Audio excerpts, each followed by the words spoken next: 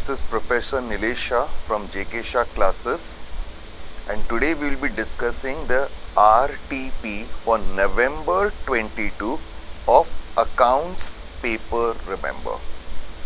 Today what we are going to discuss is only the practical questions based in this particular RTP remember. Each question we will read, we will go through what should be the solution and what is the solution given remember. So we are going to revise each and every practical question of this particular RTP. So let's start with the first question, which is based on preparation of statement of P&L and balance sheet. It's nothing but preparation of company final accounts. Now company final accounts, you all know it has to be a vertical format. You have to follow schedule 3 of the Companies Act, remember. First in your presentation should be the balance sheet, and thereafter you are going to prepare the P&L statement. Schedule 3 has to be followed. Remember, when you prepare this particular format, only the relevant items you are supposed to write down. Don't write down the whole format and then zero for those items which are not given over here. So you just, when you read the question, you should realize which items are there. So accordingly, when you are preparing the format, you are going to just write down those items and not all items, remember. So first, let's read the question. The following balances appeared in the books of Olivia Limited as on 31st March 22. See the credit balances first.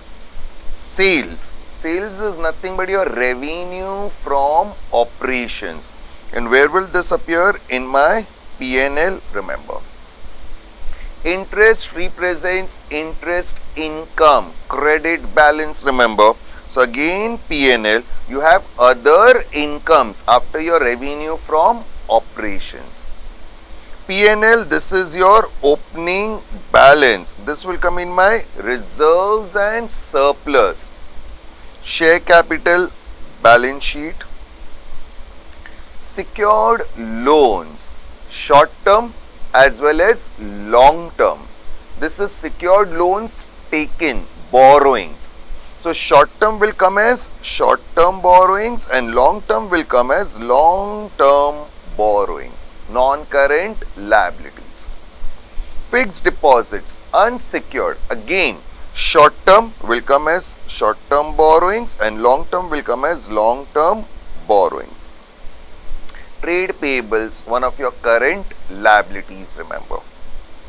On the other side, inventory as on 1/4/21. That's your opening stock of raw material, opening stock of finished goods. Now, opening stock of raw material will come in your P&L, cost of materials consumed, remember. Whereas, opening stock of finished goods will come in my P&L as changes in inventories. Opening stock minus closing stock, the net figure will be presented. Purchases of raw material, again P&L consumption, remember. Manufacturing expenses, P&L, salaries and wages, P&L, general charges, P&L, building and machinery, furniture, motor vehicles, all of them are your tangible PPE, which will come in my balance sheet, remember. Investments, current, non-current. Current investments will come under current assets and non-current under non-current assets. Trade receivables and cash in bank. Cash in bank comes under cash and cash equivalent, remember. From the above balances and the following information, we have to prepare the company's statement of P&L for the year ended 31st March 22 and the company's balance sheet as at that date, remember. Inventory on 31st March 22. So that's your closing inventory. Raw material 25,800 and finished goods, it is 60,000. Raw material will be used while calculating cost of material consumed. And finished goods, while calculating your changes in inventory, one effect, and second effect, it will come in your balance sheet. Current assets, inventories, remember. Outstanding expenses. Manufacturing 67,500, salaries and wages 4,500. Very simple. You have been doing it since 11th standard. Add to the concerned expenditure, one effect, second effect, balance sheet, liabilities. Current liabilities. Other current liabilities, remember. Interest accrued on securities, that is interest receivable on your investments. Again, two effects. One, you will add it to your income. Second, balance sheet. General charges prepaid. Prepaid expenses, again two effects. Less from the concerned expenditure, balance sheet, assets. Provide depreciation at building 2%, machinery 10%, furniture 10% and motor vehicles 20%. Very simple adjustment, you have been doing it. Taxation provision of 40% of net profit is considered, remember. Okay, so now let us see the solution of this particular question that we just read, remember. Now first in your solution has to be the balance sheet, first page. You can see thereafter you're going to present the P&L and thereafter notes to accounts, remember. Your first note should always be the share capital note. See, the first one is share capital. And share capital was very simple. You just had share capital of 3,15,000. There were no adjustments on it. So you just present it in your share capital as 315, remember.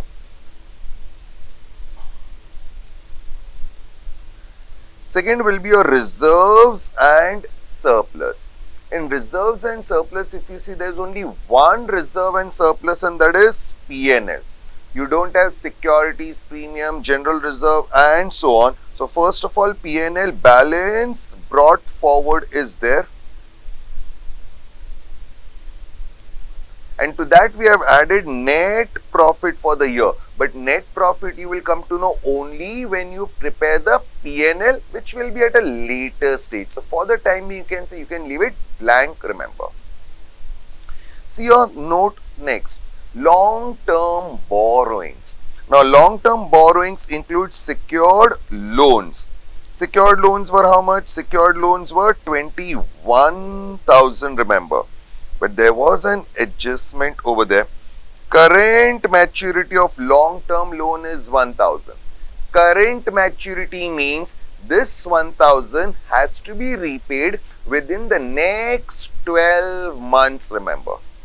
As it is to be repaid within the next 12 months, it will not be presented under long-term borrowings, but it has to be presented under short-term borrowings, remember. So, it will come under current liabilities. Hence, while calculating your long-term borrowings, 21,000 less current maturities 1,000, that is 20,000. And fixed deposits, unsecured. If you see your trial balance, fixed deposits long term was 3,300. The same is appearing over here. So your total long term borrowings are 23,300.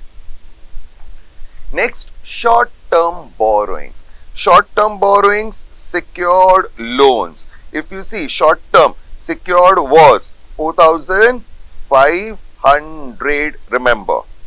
So 4,500 secured, unsecured, and current maturities of long-term borrowings. As it is to be repaid within the next 12 months, you should not present it under long-term, but it is presented under short-term. Total 7,000. Expenses payable, other current liabilities. And what are these expenses payable? They are nothing but your outstanding manufacturing expenses and outstanding salaries and wages, remember. two effects. One, you add it to the concerned expenditure, which will affect or appear in your P&L, remember. Second, in your current liabilities. And then you have provision for tax. 40% is given, 40% of net profit before tax, remember. Next, on the assets, property, plant and equipment. And they have given us building, less depreciation, plant and machinery, less depreciation, furniture, less depreciation, motor vehicles, less depreciation. So they have given us depreciation rates, just minus it from the concerned asset, one effect, and second effect will come in my P&L statement. Inventory, closing stock, raw material, finished goods, both figures were given. Very simple, just added. Short-term loans and advances, general charges, prepaid. There were prepaid expenses, remember. General charges prepaid 2490. Two effects if you recollect. Less from general charges when we prepare the P&L, and second in your balance sheet. Other current assets, interest accrued, interest receivable, remember. Again, two effects, add to income in your P&L and current assets. Now in your P&L, cost of material consumed. Remember, in the question they have given us raw material, three figures as such. In the trial balance, there was opening stock of raw material, then you had purchases of raw material, and later on you had closing stock of raw material. Simple plus minus. See, opening stock plus purchases less closing stock. This is your material consumed. Changes in inventory of finished goods and WIP. Difference between opening stock and closing stock of finished goods. Again, both figures were given. Net figure has to be presented, remember. Employee benefit expenses are nothing but salaries and wages. This is the paid amount, this is the outstanding amount. So, total salaries and wages. Other expenses, in that you have manufacturing expenses, again, trial balance, paid figure, adjustment, outstanding figure.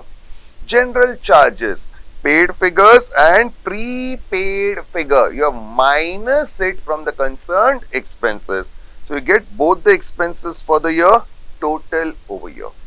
So these are your notes to accounts. Based on that, you are going to first prepare the P&L items, you can say. Revenue from operations is nothing but your sales. Other income is income from securities like interest income, received plus accrued. So that's your total income, remember. Material consumed, there is no purchases of stock in trade. Changes in inventories, remember. Employee benefit expenses, depreciation and amortization, there is no finance cost. And remember, this depreciation includes on 4 assets over here. Other expenses. This is your total of expenses. This is your profit before exceptional and extraordinary items and tax. There are no exceptional items, there are no extraordinary items. So same is your profit before tax. Tax was given as 40%, and this will also come in my short-term provisions, remember. And this is my profit after tax. This will come in my reserves and surplus, current year's profit. Similarly, if you see the balance sheet thereafter, share capital, reserves and surplus, that's nothing but your P&L figures, remember. Long-term borrowings, you will get all these figures from the notes to accounts that you have prepared, remember. Short-term borrowings, trade payables, there is no note, remember, and that is because there was only one item, creditors. So no need to prepare a note for the same as such. Other current liabilities, short-term provisions, non-current assets, your property, non-current investments were long-term investments. Current investments, inventories, Trade receivables, cash and cash equivalent. Again, if you see both of them, there is no note because they have only one items, remember. Short-term loans and advances and other current assets, your balance sheet tallies at 814350. Very simple question. Company final accounts, remember. That's the first one. Second is calculation of managerial remuneration. Again, this is in your company final accounts chapter, remember. Managerial remuneration has to be paid as a percentage of net profit. That net profit is as per section 198, remember. But in case of loss-making companies, we cannot pay remuneration as a percentage of net profit. So there we have to pay based on their effective capital, remember. While calculating effective capital, we first need to find out whether the company given in the question is an investment company or a non-investment company. And that is because everything else remains the same except one item. In case of investment company, if they give you investments in shares, debentures, etc., we do not deduct while calculating effective capital. On the other hand, if it is a non-investment company, we have to deduct investments while calculating effective capital. In the question, they will always specifically mention whether it is an investment company or a non-investment company. See the second question. The following information of X Limited, a non-investment company. Clear instructions are given. You will never have to make any assumptions. So as it is a non-investment company, if they give you investments in shares or debentures, you will deduct while calculating capital employed, that is effective capital. As on 31st March 22 was obtained. Authorized capital irrelevant, that's not considered while calculating your effective capital. Preference share capital we will consider, equity share capital we will consider. We will consider capital reserves, but we will not consider revaluation reserve, which means out of 2 lakhs, 175 is your revaluation, which should not be considered. What you will consider is only the remaining 25,000 capital reserve. Securities premium you will consider. Long-term borrowings have to be considered. Current liabilities item should not be considered, remember. So debentures you will consider. Investments in shares and debentures, etc. Non-investments company. So what you will do is minus, and you will minus P&L debit balance also. You are required to compute the effective capital as per the provisions. Very simple. Liabilities you add, you minus the losses and investments. So see the solution.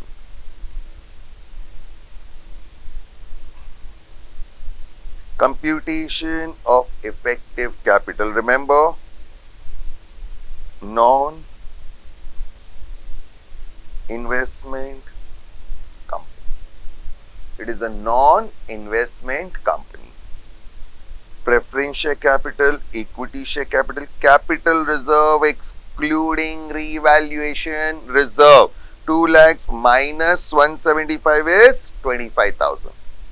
Securities premium and debentures. All of them have been added. Minus kiya isme se. Investments you have deducted, P&L debit balance. This is your total of plus, this is the total of minus, you can say. This is your effective capital. 1,28,25,000. So that's your second question based on managerial remunerations part, effective capital calculations.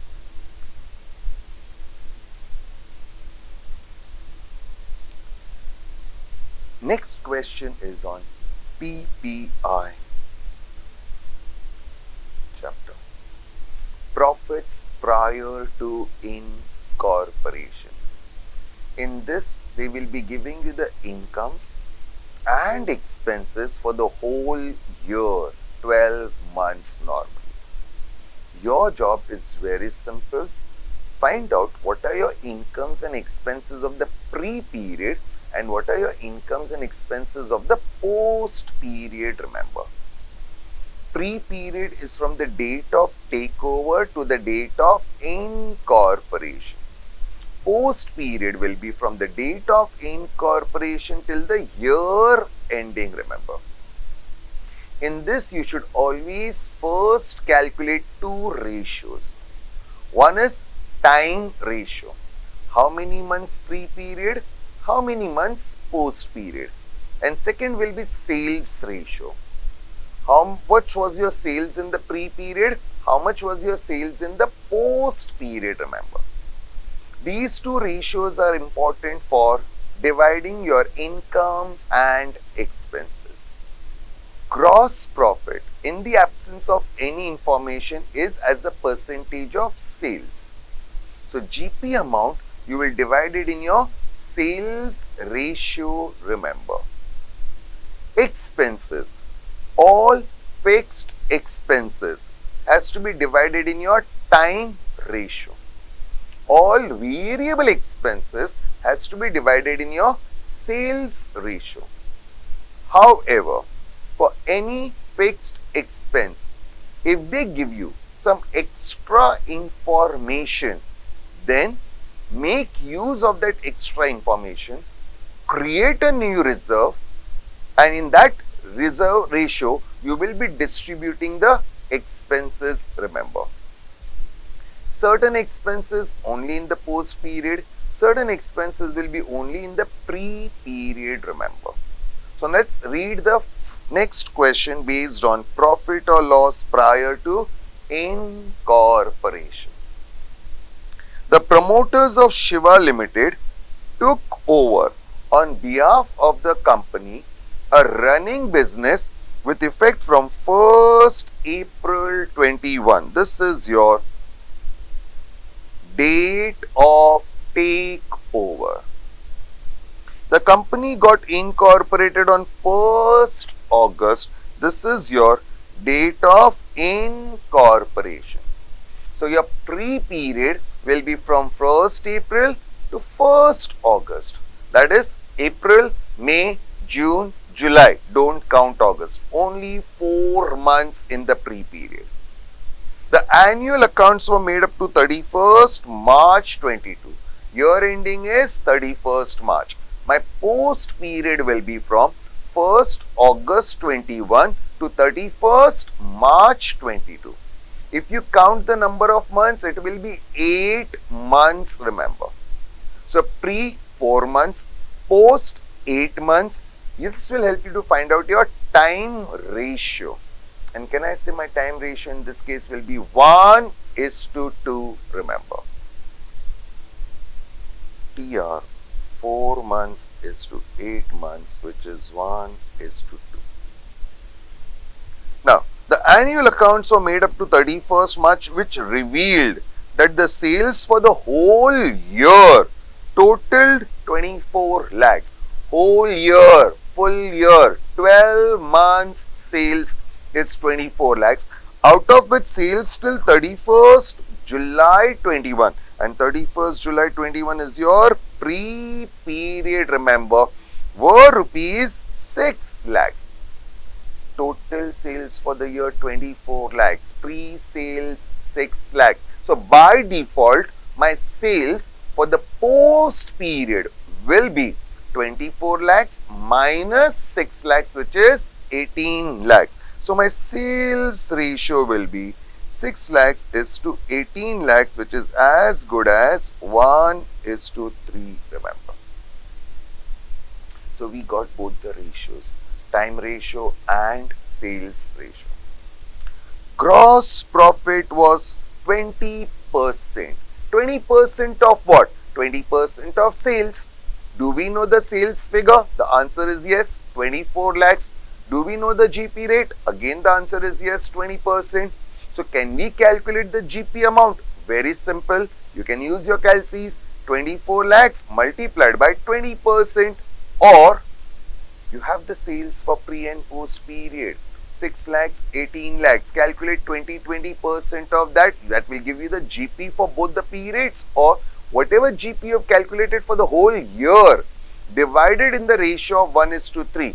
Answer will remain the same, remember. Now they are giving you the expenses for the whole year. The expenses from 1st April 21 till 31st March 22 were as follows. Salaries fixed in nature, so this will go in my time ratio.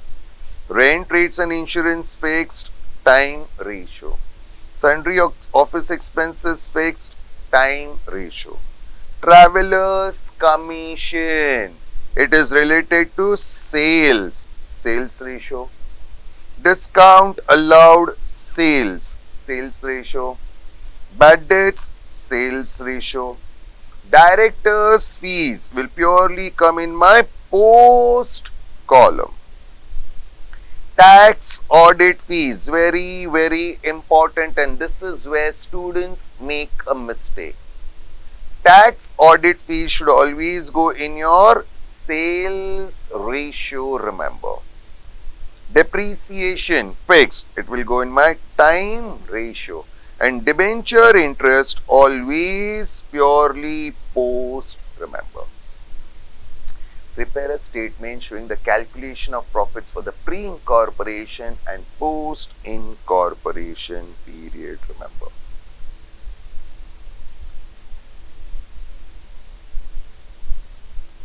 See, sales ratio is 1:3, time ratio is 1:2, and check it out. GP sales ratio, or you take 20% of individual sales. We have already got the sales 6 lakhs and 18 lakhs. 20% of 6 lakhs is 120. 20% of 18 lakhs is 360. Salaries check, time ratio, rates and insurance, time ratio, office expenses, time, commission, sales, discount allowed, sales, bad debts, sales, directors fees, post, tax audit fees, sales ratio, depreciation, time, debenture interest, post. So this is your capital profit, which goes to capital reserve, and this is your normal net profit. Very simple. No major adjustment for calculation of sales ratio, and there are no fixed expenses on which some extra information was given, on the basis of which we calculate a new ratio, remember. So that was your profits prior to incorporation, remember. Next is accounting for bonus issue. Bonus issue accounting. Whenever a company issues bonus, there can be two types of bonuses. One is partly paid bonus, second is fully paid bonus. Partly paid bonus means if the equity shares are partly paid shares, then they are converted into fully paid without receiving cash from the shareholders. What is utilized for converting partly paid shares into fully paid shares are the profits of the company. But for partly paid bonus, remember, the company can utilize only its revenue reserves. Revenue reserves are also known as free reserves. They are also known as divisible profits. Examples of which is your general reserve, reserve fund, P&L. These are examples of your revenue reserves. Money is not received. Profits are transferred to capital. Profits will reduce, capital will increase, and the shares will become fully paid, remember. Second type of bonus that the company can give is issue fully paid bonus shares free of cost to the shareholders in a specific ratio, remember. What is important is fully paid bonus can be given by the company only and only if the existing equity shares are fully paid. If the existing equity shares are partly paid, company cannot issue fully paid bonus shares. In case of fully paid bonus shares, a ratio will be given. If they give you the ratio 1:1, it means one bonus share for every one share held. If they give you the ratio 1:2, it is one bonus shares for every two shares held. The first figure represents the number of bonus shares. The second figure represents the number of existing shares that the shareholder must hold to be entitled to the bonus shares. While giving fully paid bonus shares, again it is given free of cost to the shareholders. Cash will not be received from the shareholders, remember. This is also called as capitalization of reserves. Your reserves will go down, share capital will increase. In short, reserves are transferred to share capital. But when you utilize reserves over here, there is a specific order to be followed. You should always first use CRR, Capital Redemption Reserve. Then you use your capital reserves which were realized in cash. You use your securities premium again which was realized in cash, and finally you can use your revenue reserves, remember. Order has to be maintained. If you don't have sufficient balance in CRR, it is less. Use whatever is available. Balance will take it from the other reserves and so on.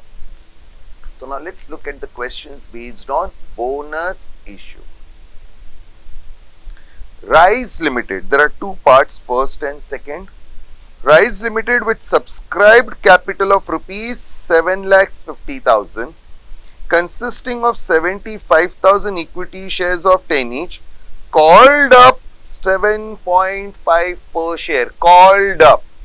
Face value is 10 rupees. Called up is 7.5. So can we say they are partly paid shares, remember. Partly paid shares. So first, if you are giving them bonus, it has to be partly paid bonus, remember. A bonus of 1,87,500. Now, how do you arrive at this figure of 1,87,500? It's very simple. How many shares were issued? 75 shares, 1000 shares, multiplied by unpaid amount per share, which is 2.5. So 75,000 shares into 2.5 gives you 1,87,500. Cash will not be received. Reserves will be used because you are giving them a bonus. Declared out of general reserve to be applied in making the existing shares fully paid up. So which reserve are we going to use? General reserve. Simple entries for partly paid bonus. 3 entries you are supposed to record, remember. It's like we are making a final call, but we are not going to receive money. Reserves will be utilized for converting partly paid shares into fully paid, which is called as bonus, remember. So let us first look at the entries of only the first part. We have not yet read the second part, remember. General reserve account debit to bonus to shareholders 187,500. Equity share final call account debit to equity share capital account, same 187,500. And bonus to shareholders to share final call 187,500. If you check, In the first entry, bonus was credited. In the third entry, bonus is debited. So bonus gets cancelled logically. In the second entry, final call is debited, and in the last entry, final call is credited. So that also gets cancelled. So if I merge the three entries, can I say my entry is general reserve to equity share capital? But don't pass a combined entry if you want full marks. You have to pass three separate entries for getting full marks, remember. If you change the entries, that is perfectly fine, remember. So can I write first final call entry and then the general reserve? That's perfectly fine, remember. But three entries are to be seen over here. That's the first part of partly paid bonus. Second part now. A limited company having fully paid up capital of 75 lakhs. Fully paid up. Consisting of equity shares of rupees 10 each. So find out the number of shares. 75 lakhs is the capital amount. Each share is of 10 rupees. So can I say the number of shares will be 7,50,000 shares, remember. Had general reserve of 13,50,000. It was resolved to capitalize 7,50,000 out of general reserve. In general reserve, they have a balance of 13,50,000. Now they have decided to capitalize 7,50,000 out of general reserve. Capitalize means use general reserve. Reduce general reserve by 7,50,000 by issuing 75,000 fully paid bonus shares of rupees 10 each. 75,000 shares multiplied by 10 will give you 7,50,000 rupees, remember. It's bonus.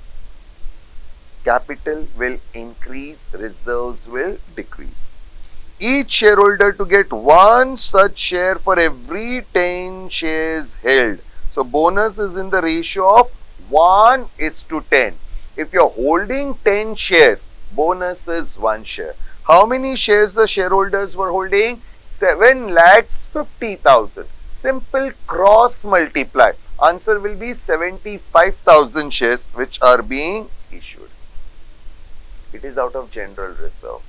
Only two entries for fully paid bonus shares.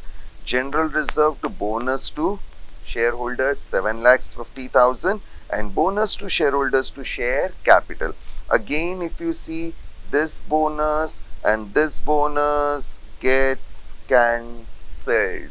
So my entry is bank general reserve account debit to equity share capital account. That's your accounting of bonus issue, remember. Next is issue of rights shares. Nita Limited has decided to increase its existing share capital by making rights issue. Rights issue is new shares issued by the company to the existing shareholders at a price less than the market price, remember. Rights issues are not shares issued free of cost. It's not like bonus shares, remember. If the shareholders want these shares, they will have to pay a price to the company. So these shares are purely optional in nature, not compulsory. Choice is given to the shareholder. If he wants, he can buy the shares. He will have to pay a price which is normally less than the market price, or he may say, no, I don't want the shares, remember.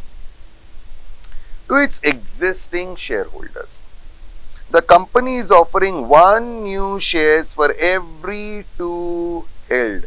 The ratio is, we call it as 1:2. If the shareholder is having 2 shares, he can buy 1 share from the company. The market value of the shares is 360 rupees. One share market value is 360 and the company is offering one share of 180 each. They are giving it at a 50 discount. As a shareholder, the shareholder has to decide, should I buy the shares at the rate of 180? It is his choice, remember. Calculate the value of right and what should be the X right value of a share. X right means after the rights issue is closed, market price will logically remain at 360 or will it come down, and logically it will always come down. So what will be the price of the shares in the market after rights issue is closed? Before it is 360, but after the rights issue is closed, it has to come down, remember. So how do we calculate? First of all, the X right price. Value of right is very simple. It is come right price minus X right price. What was the value of shares in the market at the time when the rights issue was announced, and what will be the price of the shares after the rights issue is closed? That difference is what you call it as value of right. Come right price is given in the question 360. Remember, market value represents come right price.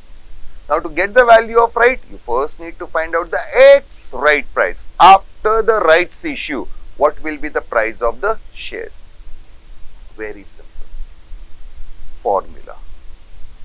Number of existing shares you multiply with the current market value, also known as come right price. 2 shares that you are holding multiplied by 360 plus how many right shares you will be entitled? 1. And at what price you will be entitled? 180. We call it as issue price. So number of right shares multiplied by issue price. 1 share into 180 divided by existing number of shares plus right shares. So see the solution. X right value. It is come right value of existing shares plus right shares into issue price upon existing number of shares plus number of right shares. 2 shares existing market value was 360. 1 share you can subscribe, but you will have to pay 180. Existing number of shares, right shares. So 900 divided by 3, 300. At the time when the rights issue was announced, the market price of 1 share was 360. After the rights issue, the market price will fall down and it will become 300. So what is value of right? Come right 360 minus X right 300. That gives you 60 rupees, remember. Now the next question is on redemption of preference shares. Preference shares issued by the company will have a life of maximum 20 years, not more than that. Every company issuing preference shares have to compulsorily redeem preference shares within 20 years. Redemption of preference shares means repayment of preference share capital to the preference share holders. Redemption can be at par or it can be at a premium, remember. Whenever you redeem your preference share capital, you are repaying back the preference share capital goes down. So your total share capital will also go down. However, Companies Act says total share capital should not go down. So what's the way out? Whenever you redeem your preference shares, you should issue new shares, either equity or preference equivalent to the nominal value of preference shares that you are redeeming. If you cannot make a fresh issue of shares, then second alternative is you should create a special reserve known as Capital Redemption Reserve, in short CRR. From where are you going to create the CRR? The CRR will be created from your revenue reserves, remember. And the third alternative is a combination of both of them. Capital issue plus CRR, remember. But you should remember that nominal value of preference share capital reduced, equivalent increase has to be there in share capital or CRR combination. One of them is given, second is not given. That is what you are supposed to understand. Hidden adjustment we call it as. If the preference shares are redeemed at a premium, the premium paid on redemption is a loss to the company, and this loss should be written off against your revenue reserves.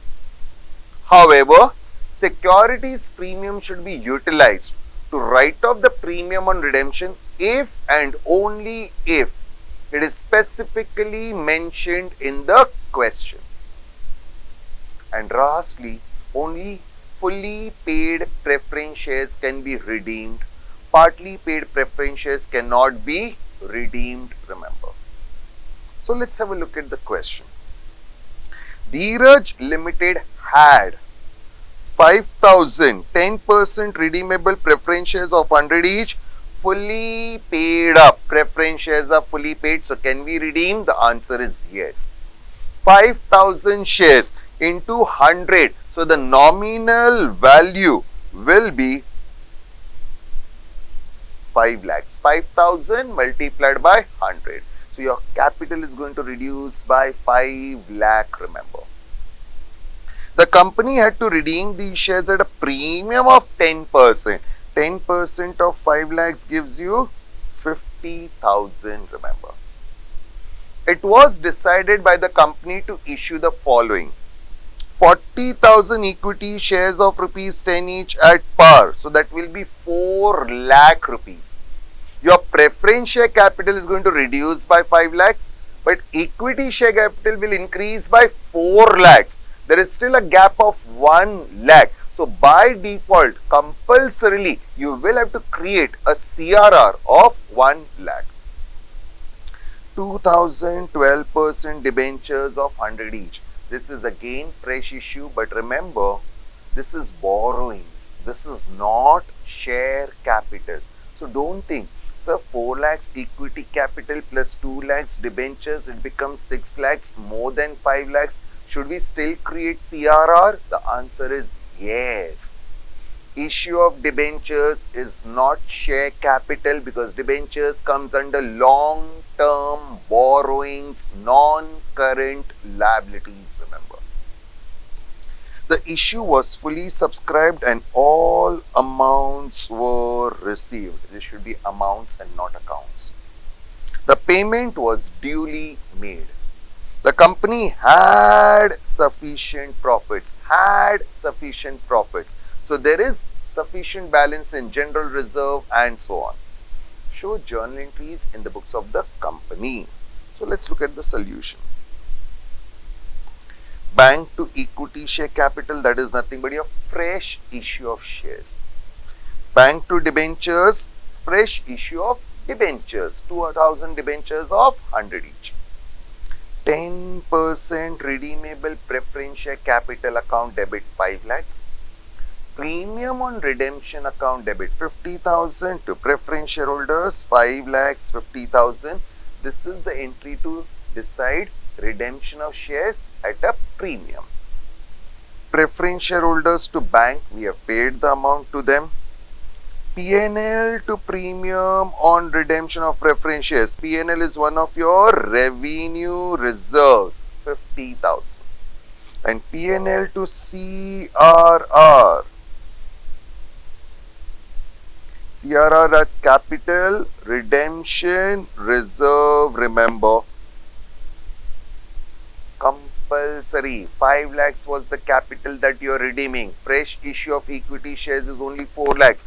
Don't consider debentures of 2 lakhs. That's again, I am repeating, not share capital, it's long-term borrowings. That's why compulsorily we had to create a CRR of 1 lakh rupees, remember.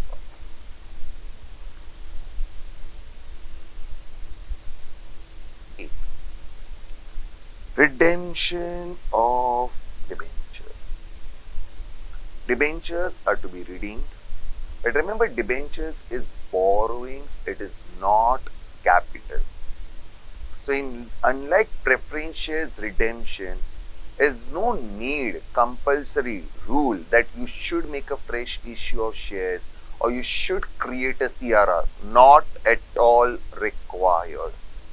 No fresh issue of shares is required. No creation of CRR is required in case of redemption of debentures. Debentures is borrowings, is repayment of debt, remember.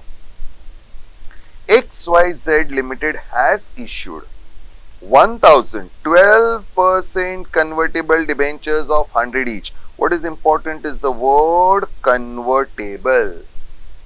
Redeemable after a period of 5 years.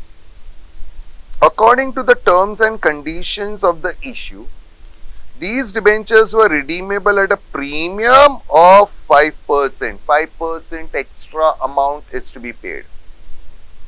The debenture holders also had the option at the time of redemption to convert 20% of their holdings into equity shares of 10 each at a price of 20 per share and the balance in cash. Choice is given to the equity shareholders. They had an option. Option means choice.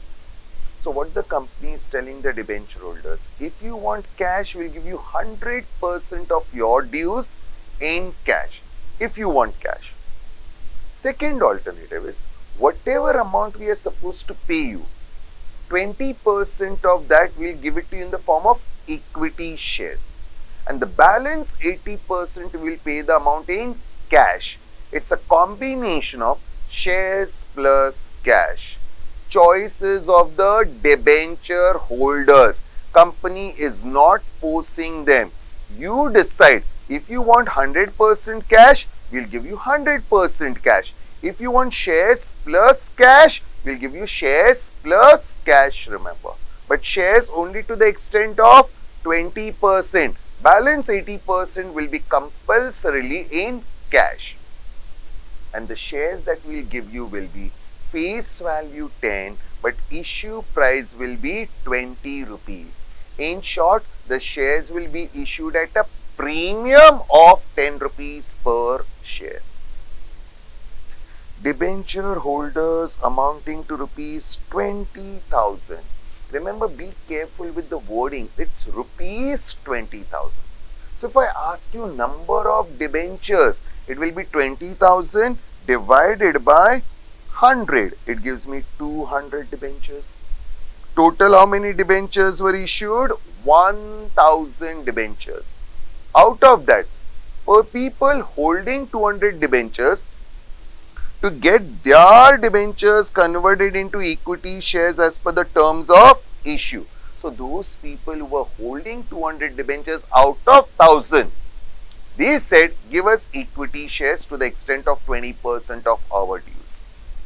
The remaining people holding 800 shares said, no, we want only cash, we don't want any shares. So accordingly, they will have to be settled only in the form of cash. Nothing will be issued to them in the name of shares.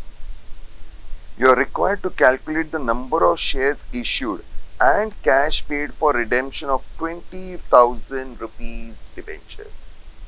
No journal entries, they have simply asked us how many shares will give them, those who have agreed for conversion into shares, and how much cash do we have to pay them, remember. Rupees 20,000. Rupees 20,000, so we saw number of debentures is 200.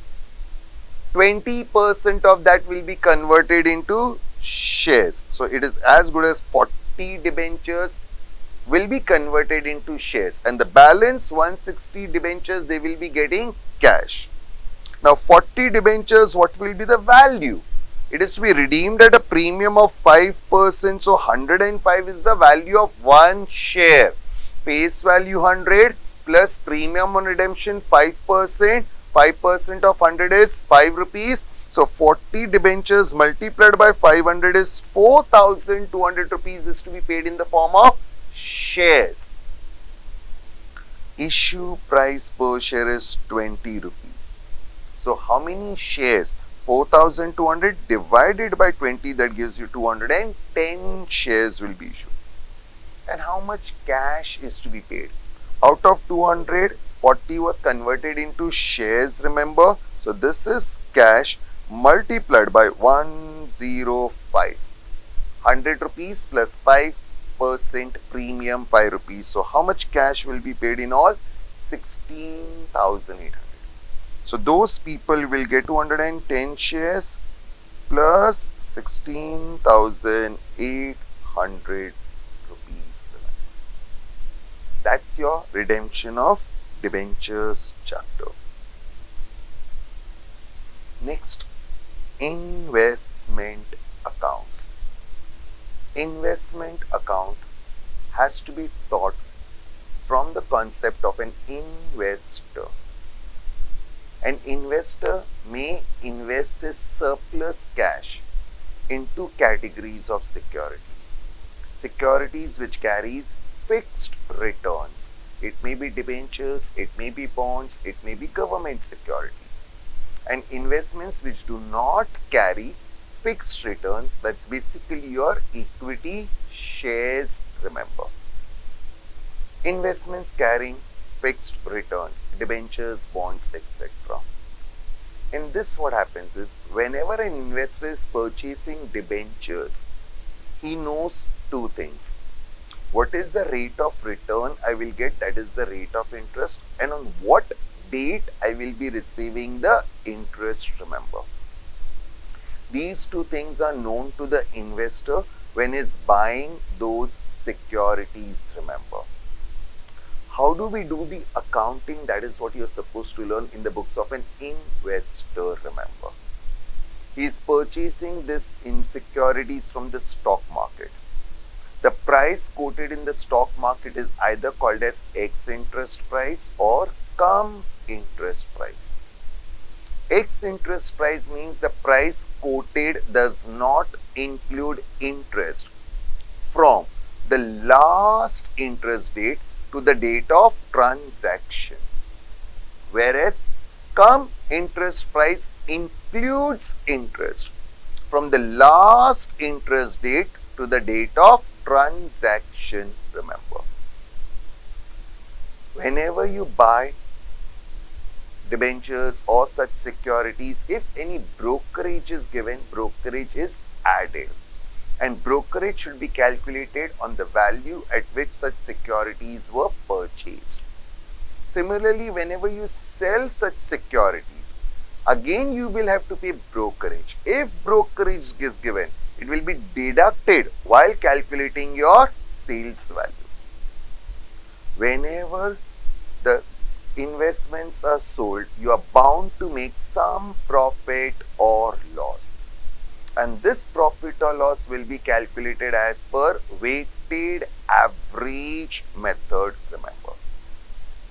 In the question, they normally give us the interest dates, but they don't tell us specifically that on this dates the interest was received.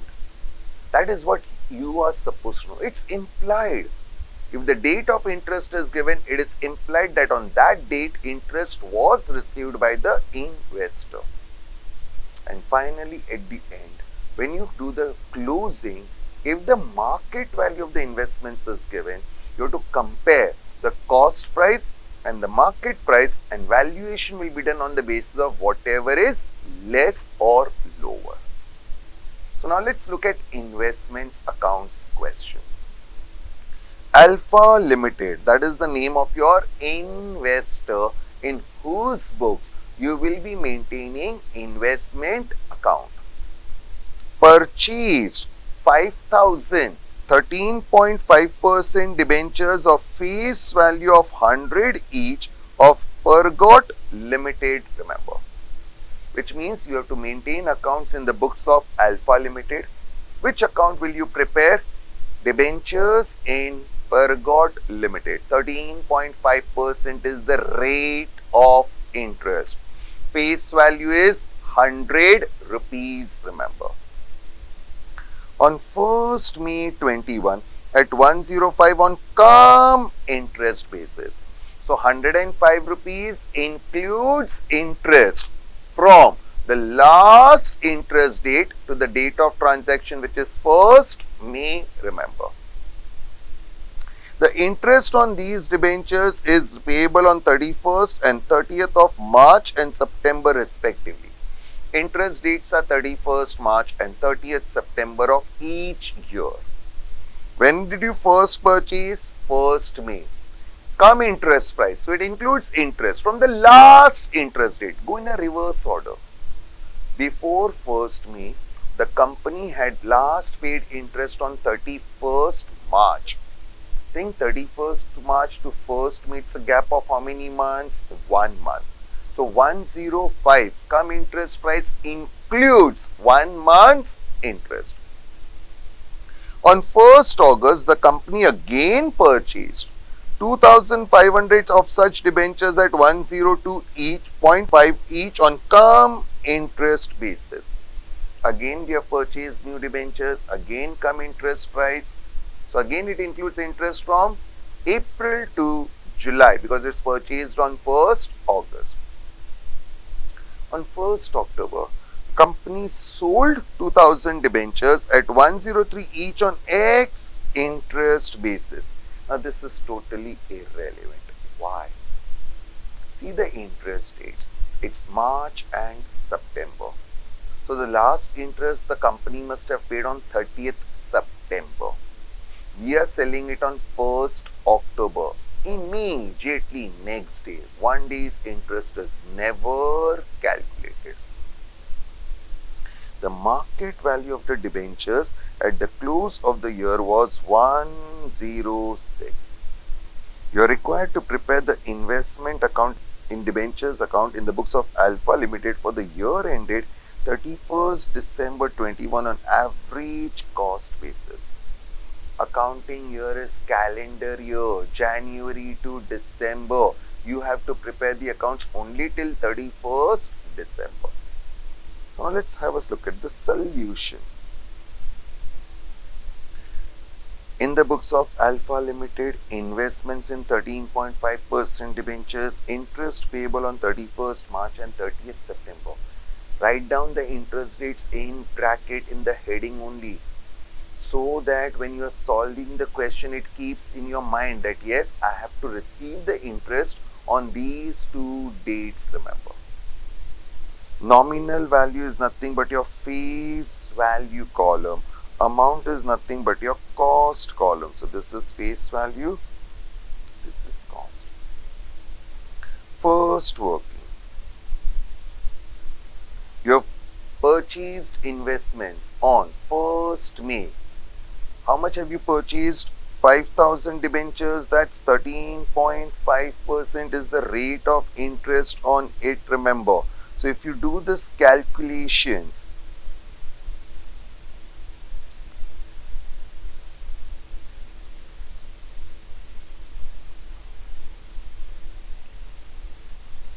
purchase of debentures on 1st May 21.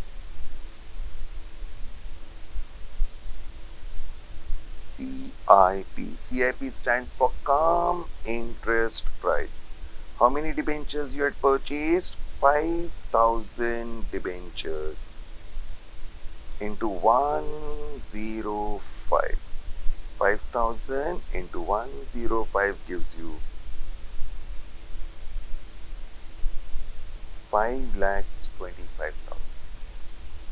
It is CIP. So you minus interest.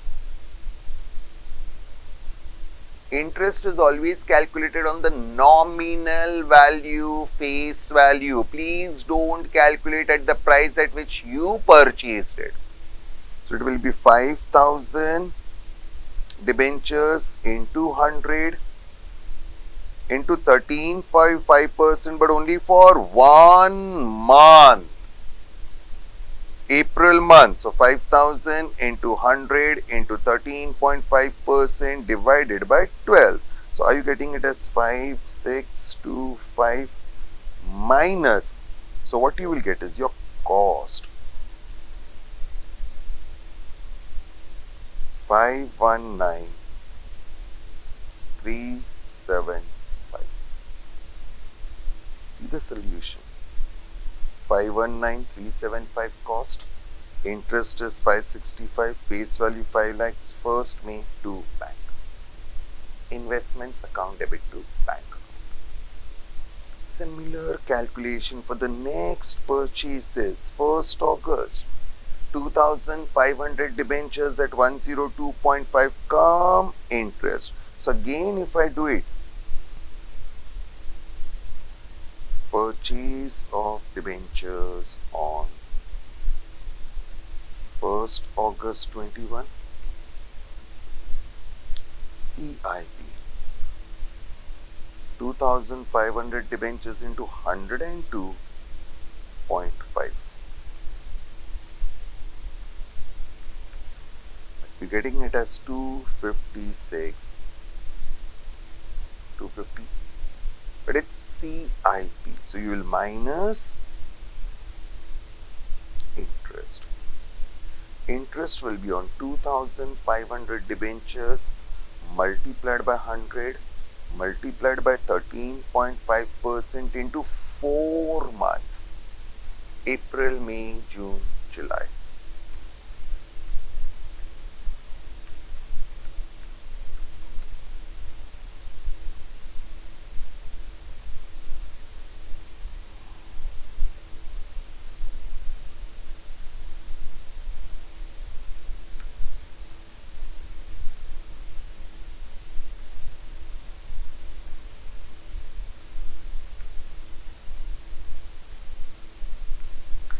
Getting it as 11,000. So my cost will be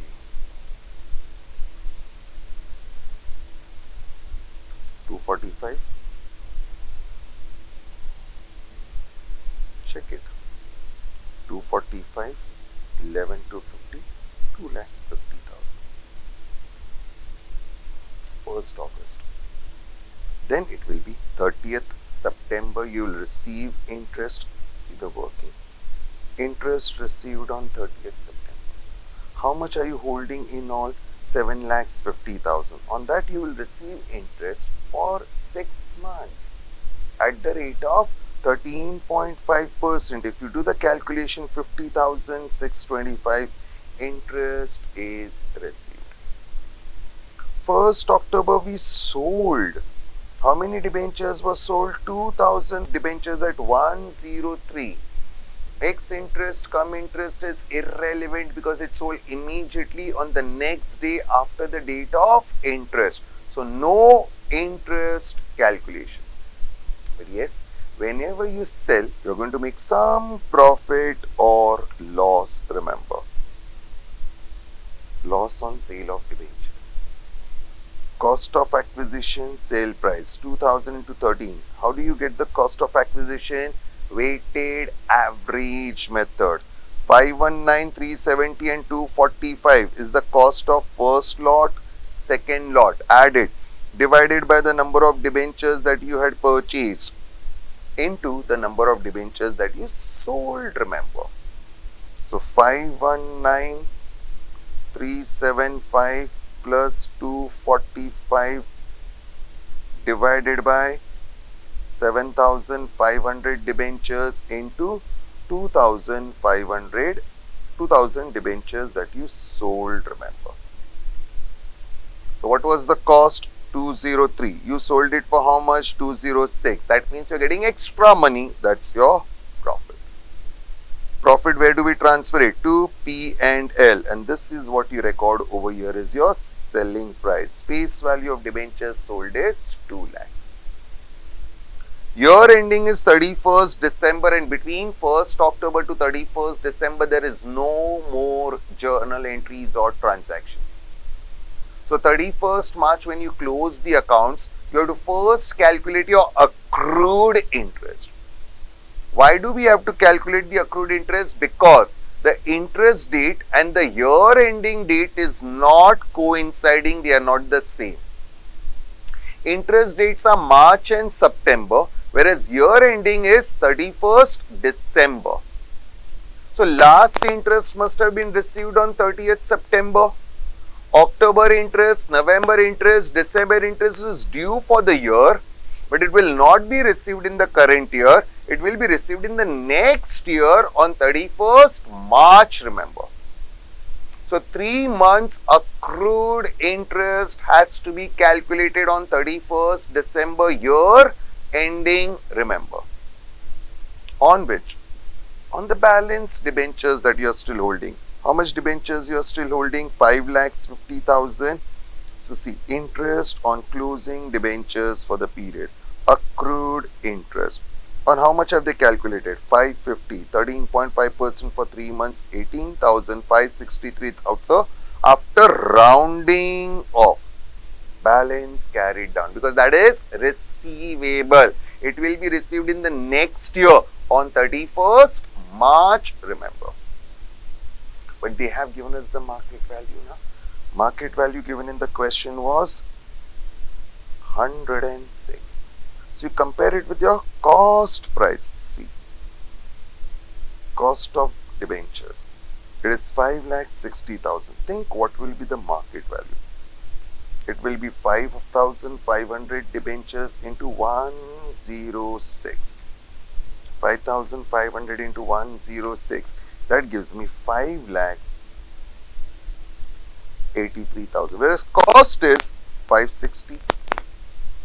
Cost or market price, whichever is lower.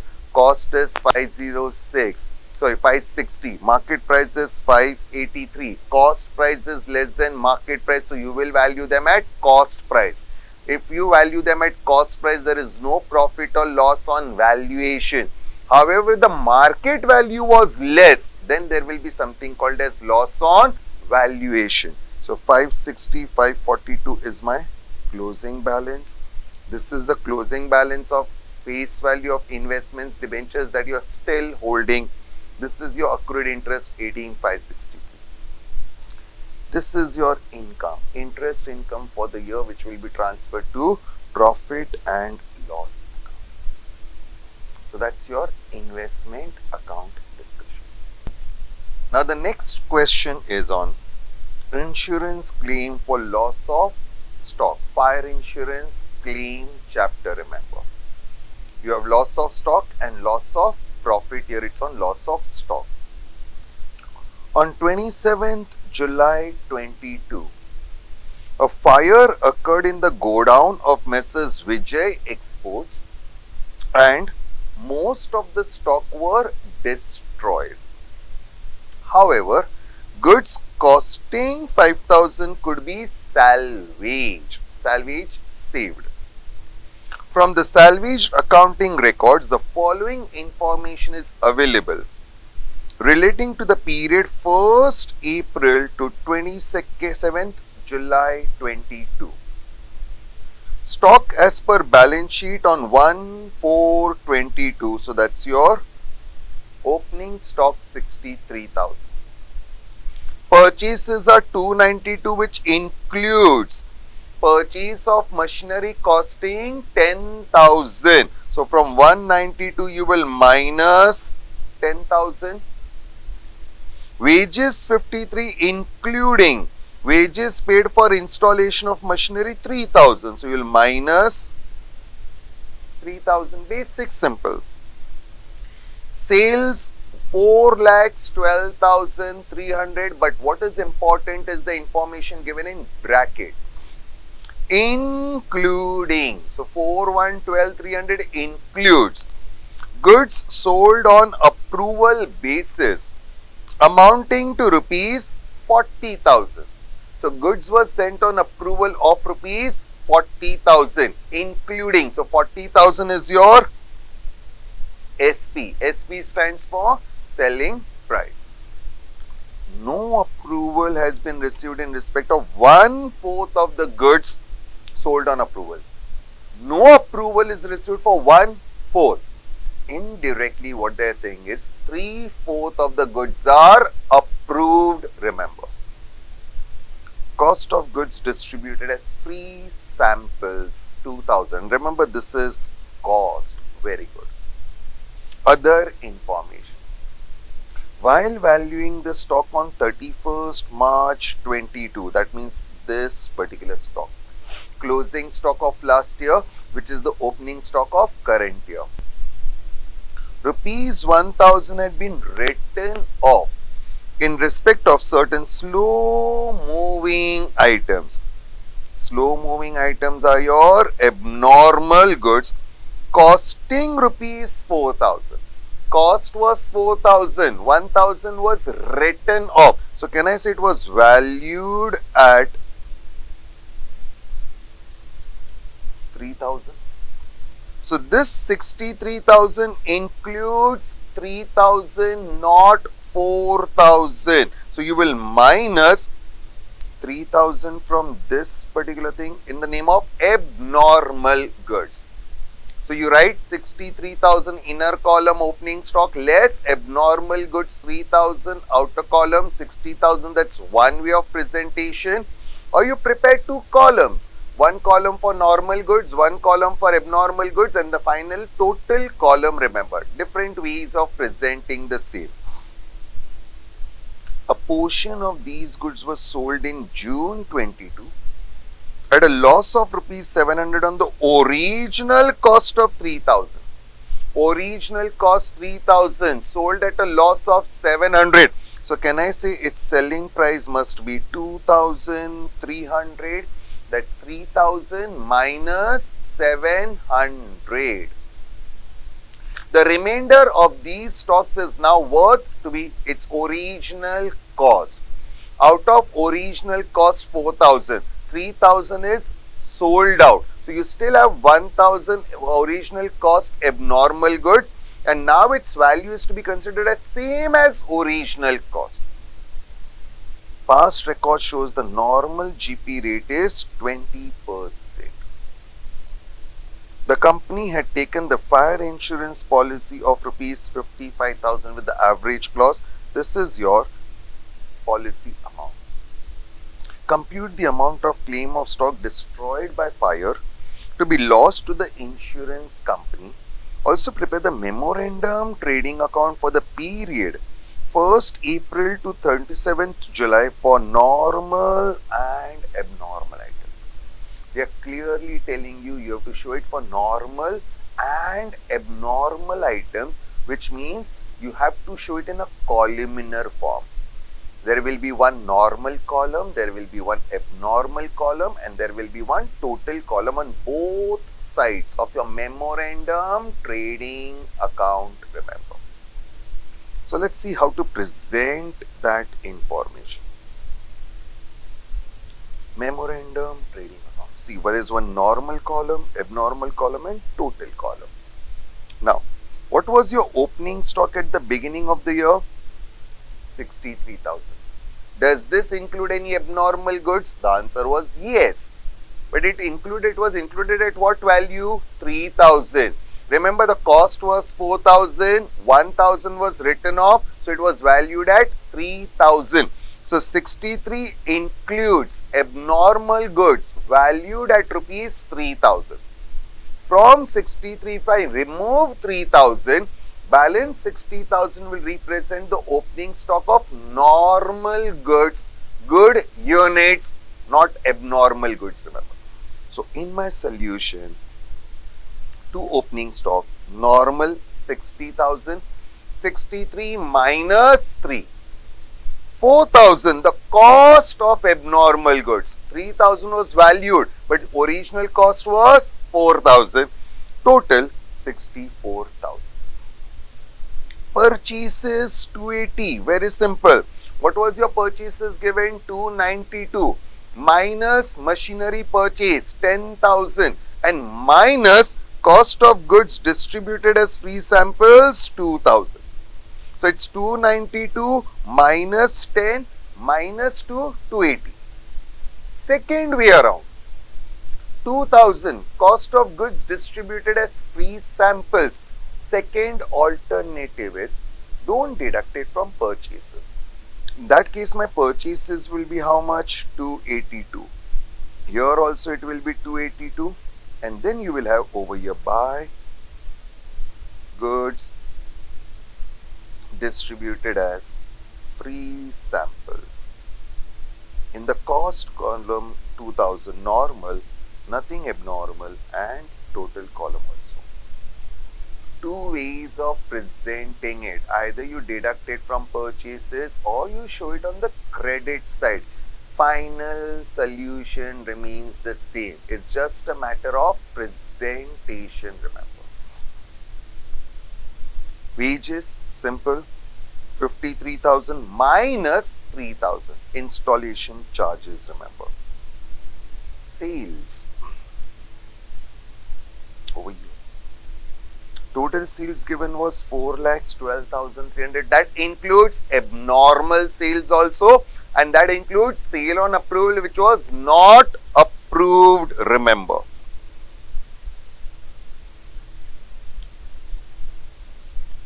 Total sales given was 4,12,300, remember. Less approval sales is 10,000. 1/4 of the goods is not approved. Total selling price is 40,000. Calculate 1/4 of that, that is 10,000. It is not approved, so you minus it. So your total sales are 4,02,300, but that includes abnormal sales. 3,000 original cost sold at a loss of 700. So you sold it for 2,300 abnormal. So normal has to be the remaining 4 lakhs. And 700 loss will go to my P&L. Loss on sale of abnormal goods, remember. Now, 1/4 of the goods was not approved. 10,000 selling price. Can I say those goods are lying with the customer? Physically, on the date of fire, the goods were not in the premises of the businessman. They were at the place of the customer. Which means when the fire took place, those goods were not destroyed by fire. Nothing happened to those goods. They are safe and sound, we call it as. But you had to be presented in your memorandum trading account on the credit side at cost price, not selling price. 40,000, 1/4. 40,000 is selling price, so 1/4, 10,000 is also selling price. But it has to be appearing at cost price. So how do I get the cost price? It will be 10,000 minus 20% profit. 20% GP is given to you. That is the cost of goods lying with the customer, which was sent on approval basis. It's not damaged or destroyed in fire. They are safe. Hence, we cannot make a claim for the same from the insurance company. So, buy goods on approval, but this is at cost price, remember. We have recorded all transactions. GP margin is given 20%. 20% on your normal sales. Normal sales 4 lakhs. 20% of that is 80,000. That's my GP. Now close the account. It will not tally. Difference is your stock on date of fire. Abnormal goods are now to be considered worth its original cost, remember. So total stock on date of fire is 62 plus 163. Salvage is given 5,000. So loss by fire is 58,000. And what is the policy amount given in the question? 55,000. You compare this policy amount with the value of stock on date of fire. Compare it with this figure. Total stock on the date of fire was 63,000, but you have taken a policy of only 55,000. It's under insurance, so average clause is applicable, remember. Apply the formula. Policy amount 55,000 divided by the stock on date of fire 63 into loss. Your claim comes to 50635. It's rounded off. Never write any figures in paises. Always round it off to the nearest rupee, remember. So that's your fire insurance claim, remember. Okay. The next question is based on hire purchase chapter.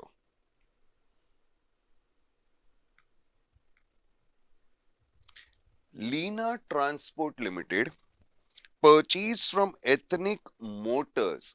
So Lena Transport Limited will be a hire purchaser, buyer that is, and in case of Ethnic Motors it will be the vendor. 4 tempos costing 2,75,000 each. 4 tempos were purchased, each costing 275 on hire purchase system on 1/1/20.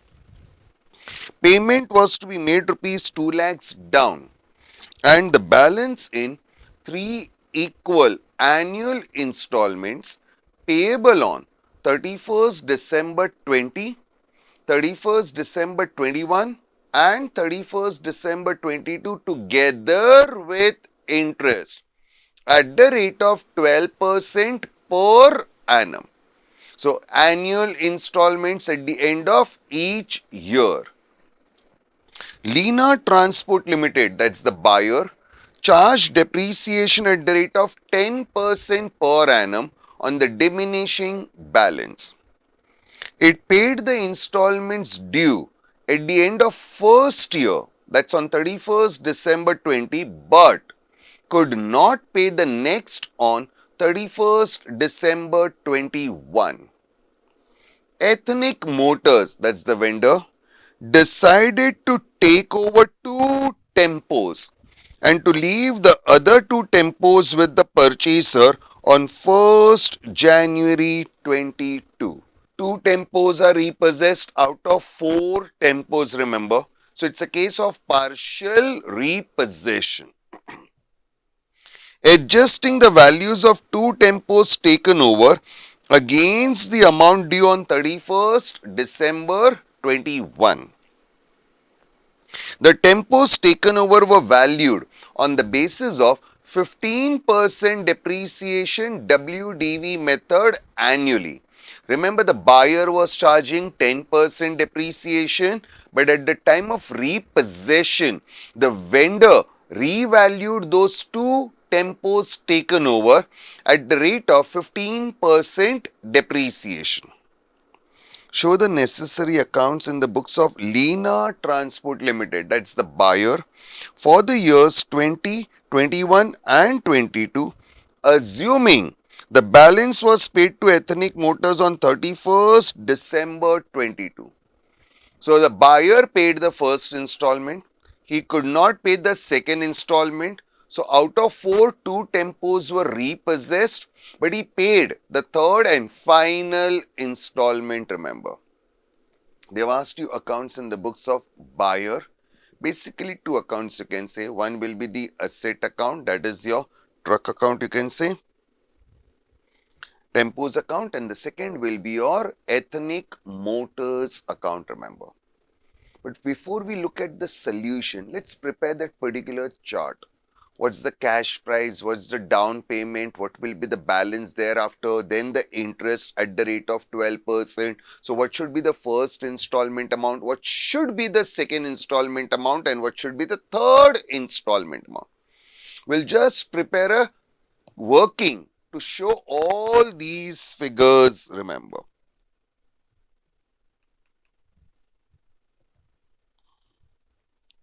Hire purchase.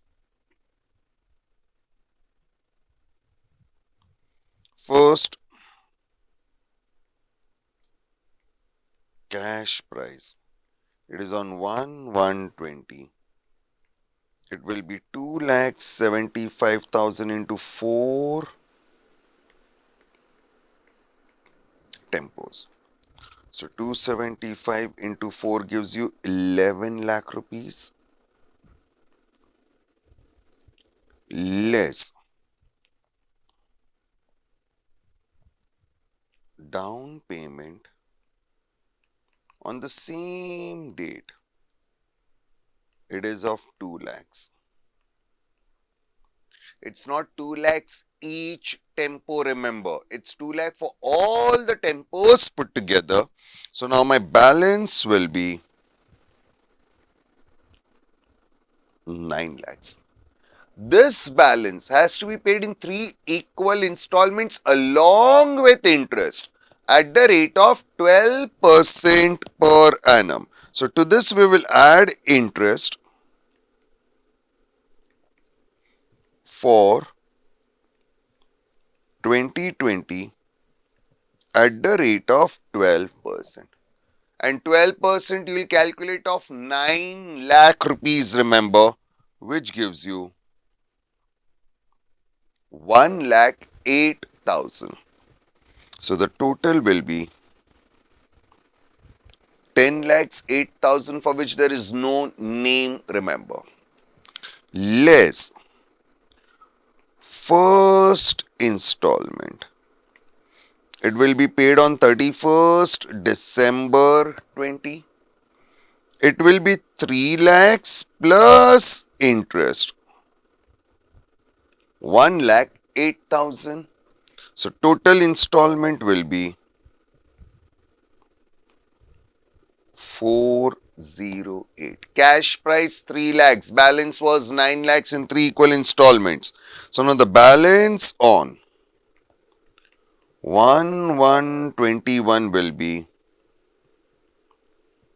6 lakh rupees. Add interest for 2021 at the rate of 12%. 12% of 6 lakh rupees, remember, answer will be 72,000. Total payable becomes 672. So what should be the second installment amount? 31st December 21. It will be 3 lakhs plus 72,000. That is 372. So my balance on 1/1/22 will be 3 lakhs. Add interest for 2022 at the rate of 12%.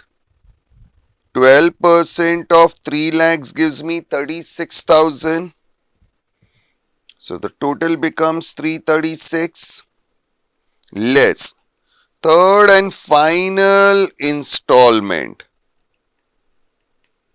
31st December 22, which will be 336. This is the last installment.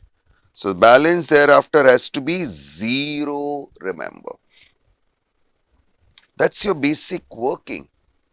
Now based on this working, let's see the solution for the same. First of all, tempos are purchased. Remember, you're recording in the books of buyer. So think from the buyer's books, what should be the entries. First entry will be for purchase of 4 tempos. Its cash price of 4 tempos is 11 lakh rupees, remember. Entry is very simple. Asset account debit to vendor account. Who is the vendor over here? Ethnic Motors. Asset is tempo. So see, 1st January 20 to Ethnic Motors, it is 11 lakh rupees, remember. Second effect of this will come in my Ethnic Motors, 1st January by tempos, 11 lakhs. On the same day, the buyer paid 2 lakh rupees as down payment. Entry for the same will be vendor account debit to bank account. That is Ethnic Motors to bank. So see Ethnic Motors account 1st January to bank, down payment 2 lakhs. The next entry will be for interest at the end of the first year, 31st December 2000. For the buyer, interest is an expense payable to the vendor. Entry for the same will be interest account debit to Ethnic Motors. See Ethnic Motors account by interest 1 lakh 8,000. First installment is paid on time, no default. first installment amount was 4,08,000. When you pay installment, it will be vendor account debit to bank account. That is Ethnic Motors to bank. See, Ethnic Motors to bank 408. Depreciation has to be charged, and the rate of depreciation followed by the buyer was 10% per annum. Now, what was the value of 4 tempos that you had purchased? 11 lakh rupees. Calculate 10% of that for the full year. Answer will be 1,10,000 depreciation. Then depreciation and interest is transferred to P&L. Very simple entry. Profit and loss account debit to interest and to depreciation. We have not prepared those accounts, so ignore it. Close the accounts. That's tempo account and Ethnic Motors, it will not tally. Difference balance carried down. So in your tempo account, it is 990 closing balance, which becomes the opening balance at the beginning of the next year, remember. Similarly, when you close your Ethnic Motors account, balance is 6 lakhs closing, which becomes the opening of the second year, remember. Now, in the second year, there will be no entry for purchase of tempos. Down payment entry will not be repeated. So, now the entry will be directly at the end of the second year. Interest 12% of 6 lakhs 72,000. Entry will be interest account debit to Ethnic Motors. So, see your Ethnic Motors account, interest 72,000. But buyer did not pay the second installment. So, the next entry for installment paid will not come. But as he has used a tempo for the full year, he can charge depreciation on the same. 10% written down value method. So 10% of 9,90,000 gives you 99,000, remember. However, he could not pay the second installment, so the vendor repossessed 2 tempos, remember. But these 2 tempos were repossessed, and while valuing them, the vendor decided to charge depreciation at the rate of 15% WDV. So you first need to find out what will be the value of the 2 tempos repossessed. Who decides this value? The vendor will decide, Ethnic Motors, not the buyer, remember. So over here, if I do show the working, calculation of value of 2 tempos repossessed. Cash price, which is the original cost on 1/1/20, 275 into 2 tempos. That gives me 5,50,000 less depreciation for 2020, but at the rate of 15%. Buyer is charging at 10%, but vendor decided to charge 15%. So 5,50,000 into 15%. That gives me 82,500. So my WDV on 1st January 21 is 467,500 less depreciation for 21 at the rate of 15% WDV method. So 15% of 467,500, which gives me 70,125. So what is the agreed value on 31st December 21? 397, 375. Now remember, whenever there is a repossession, from the buyer's point of view, he will always suffer a loss. The agreed value of two tempos taken over will always be less as compared to the book value of those two tempos in the books of the buyer, remember. The reason is very simple. Buyer was charging depreciation at 10%, whereas vendor was charging at the rate of 15%. So if you are charging at a higher rate, by default its value will be lower, remember. So now you need to find out over here what is the loss on repossession to the buyer. He will always suffer a loss, remember, never a gain. So over here, loss on repossession. First you need to find out the WDV or book value of two tempos repossessed on 31st December 21. And that's very simple, you can say. See the tempo account in the books of the buyer. At the beginning of the second year, the WDV was 990 of 4 tempos, remember. Depreciation for the current year is 99,000 again of 4 tempos. So from 990, if I minus 99,000, what we will get is the WDV at the end of the second year of 4 tempos. But only 2 tempos are repossessed. So what will be the proportionate WDV, you can say? So it will be calculated as 9,90,000 opening WDV minus 99,000 depreciation for the second year divided by 4 tempos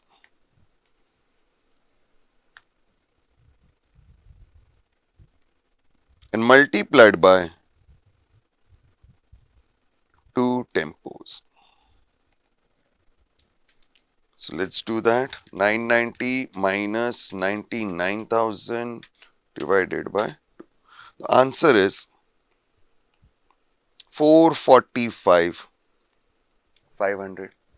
So in the books of the buyer, the WDV of 2 tempos which are repossessed on the last day of the second year is 445, but agreed value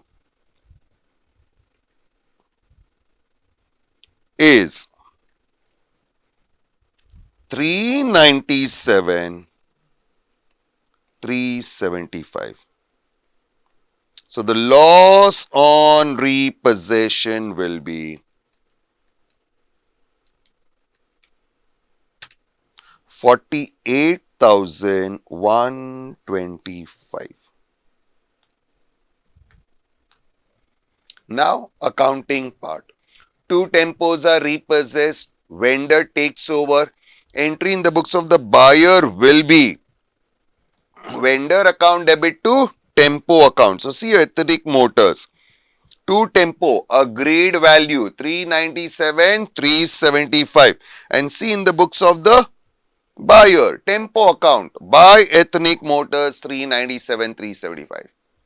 They suffered a loss of 48,125. Where does this loss go? It goes to my profit and loss account. Which side? Debit side. P&L account, debit. So over here, by P&L 48,125. And this is your closing WDV of 2 tempos which were not repossessed, which becomes the opening balance at the beginning of third year. 4,45,500, remember. Similarly, if you close your Ethnic Motors differences balance carried down, which will become the opening balance of the third year, remember. If you think the second installment amount, if you see the working, it was actually 3,72,000. But he could not pay the second installment, so 2 tempos were repossessed at an agreed value of 397,375. So it is as good as the buyer has paid some money in advance to the vendor. And therefore, in the third year, when you calculate depreciation, remember, depreciation figure will now change. If you see a working depreciation for the third year was calculated at the rate of 12% of 3 lakhs, which was 36,000. But now it will not be 36,000 because the amount outstanding is not 3 lakhs. Now the amount outstanding is only 274,625. So now you will calculate 12% of 274. You will have to arrive at a new interest figure. Don't copy the interest figure from the working note, remember. There the interest was calculated on the balance of 3 lakhs. But now you don't have a balance of 3 lakhs. You have a balance of only 274,625. Calculate interest on that. It comes to 32,955. Last installment is paid by the buyer. So, vendor account debit to bank account. And depreciation will be charged 10% WDV method and you get your balance carried down. Last installment is paid. So after the last installment is paid, vendor account will tally. There will be no balance, remember. Very, very simple question based on hire purchase. Next that we are going to discuss is Departmental Accounts Chapter question. Messrs. Bombay Cotton has two departments, Y and Z. The following information is provided for the year ended 31st March 22. Opening stock, purchases, wages, sales, closing stock. All of them will come in my trading account. Very simple. Other expenses are salaries, rent, advertisement, general expenses, depreciation. All these items will come in P&L. But if you see the trading items, they have given you department wise. Y, Z. But in case of P&L items, they have not given you the breakup. Out of the total, how much is for Y, how much is for Z. You have to divide this on a suitable basis, for which, see the next instructions. All expenses are to be allocated between the departments in the ratio of their gross profit. So you need to find out the GP. You are not going to use over your time ratio, sales ratio or any areas, basically value of machines for depreciation. No, it has to go in your GP ratio, remember. So first trading account has to be closed, find out the GP and on the basis of that you are going to allocate the expenses. Department Y sells goods to Department Z at 25% profit on sales. So one department is transferring goods to another department but not at cost price, at selling price. Which means if some of these goods are still lying unsold with the transferee department at the end of the year, then you will have to calculate something called as stock reserve. Unrealized profit, remember. Department sells, Z sells goods to Y at a profit of 28% on cost. So both the departments are selling goods to each other, but the margin of profit is different, remember. Y to Z, it's 25% on sales. Z to Y, it is 28% on cost. A common mistake, students take directly 28% of sales. Be careful, it's 28% on cost, remember. Each department manager is entitled to 10% commission on the net profit subject to unrealized profit on departmental sales being eliminated, and that's logical. From the net profit you have to deduct the unrealized profit, that is stock reserve, on the closing stock, that is the goods lying unsold with the transferee department. Stock transfers during the year from Y to Z was 40,000 and from Z to Y it is 50,000. This is in simple words transfer. This will come in my trading account, both the sides.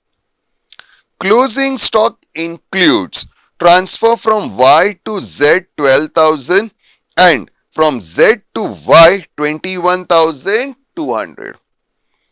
Opening stocks do not include any interdepartmental transfer. Opening stock doesn't have any interdepartmental transfer, so there is no question of opening stock reserve, remember. Prepare departmental trading and P&L account for the year ended 31st March 22. Very simple. First of all, trading items. Opening stock same, purchases same, wages same, sales same, closing stock same. No change whatsoever. Whatever figures are given in the table, just copy them in the respective columns. Next, transfer, and they've clearly told you Y to Z it was 40,000. Y is transferring the goods to Z. So Y is giving the goods. In Y it will be credit. Z is receiving the goods. The entry is transferee department account debit to transferor department. Z is receiving the goods, so it will be Z account debit to Y account. So 40,000 over here. Z to Y, it is 50,000. Z is giving goods of 50,000, goods are going out. Credit. Y is receiving goods, 50,000 coming in. So you debit the same, remember. Simply close. This is your balancing figure, which comes over here. And now you have the GP, so you can easily find out the ratio, and in that ratio, all expenses are divided. 37 is to 23. Sir, how you got 37 is to 23? 74,000 is to 46,000 is 74 is to 46, which I can further simplify it to 37 is to 23.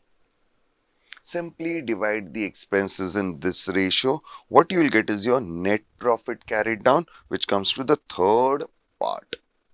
This is for unrealized profits calculations, remember. Now, clear instruction.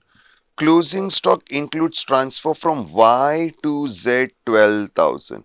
So this 12,000 will be included, can I say, in the closing stock of Z?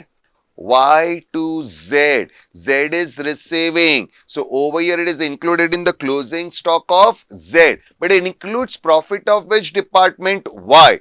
And when Y is transferring the goods to Z, it is transferring at a profit of 25% on sales. So see, Department Z, unrealized profit, which you also call it as stock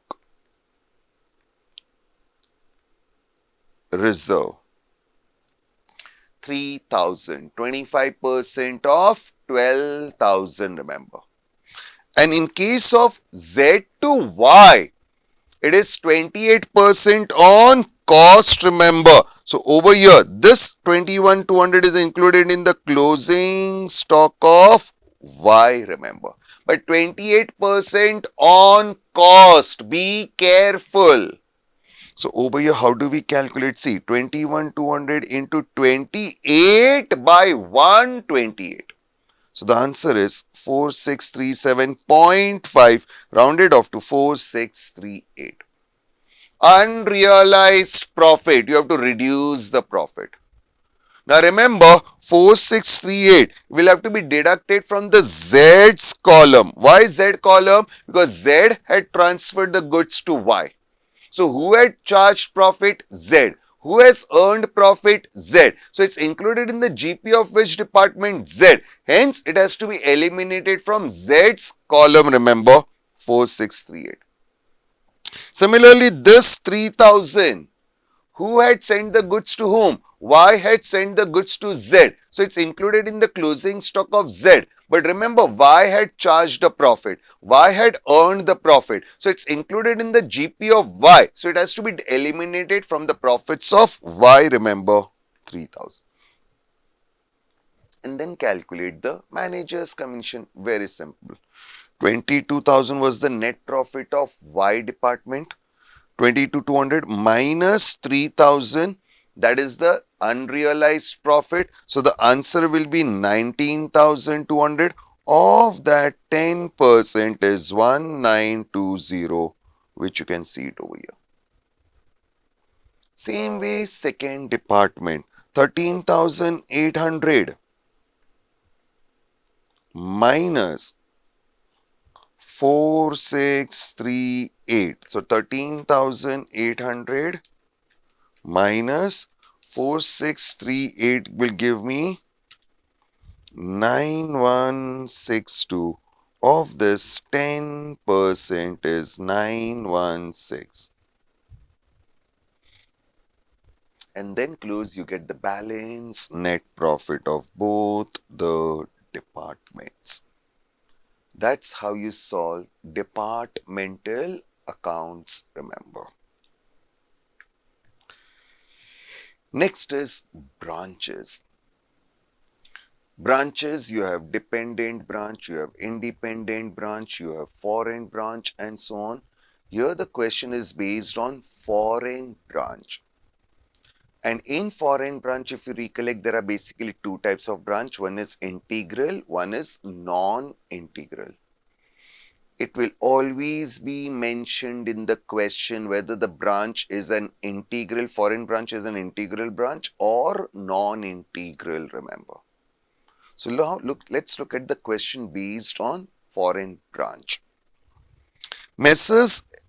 M&S Company of Lucknow has a branch, integral foreign operations. See, the word integral is specified.